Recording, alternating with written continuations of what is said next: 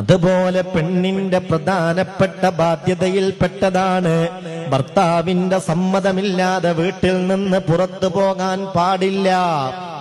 ഹബീബായ നബി തങ്ങൾ പറഞ്ഞു, അഥവാ ഒരു പെണ്ണ് തന്റെ ഭർത്താവിന്റെ അനുവാദമില്ലാതെയാണ് വീട്ടിൽ നിന്ന് പുറത്തു പോകുന്നതെങ്കിൽ, വഇൻ ഖറജത് മിൻ ബൈതിഹാ ബിഗൈരി ഇദ്നിഹി, ഒരു പെണ്ണ് തന്റെ ഭർത്താവിന്റെ സമ്മതമില്ലാതെയാണ് പുറത്തു പോകുന്നതെങ്കിൽ, ലഅനത്ഹൽ മലായിക, എല്ലാ മാലാകമാരും അവളെ ശപിച്ചുകൊണ്ടിരിക്കുന്നതാണ്.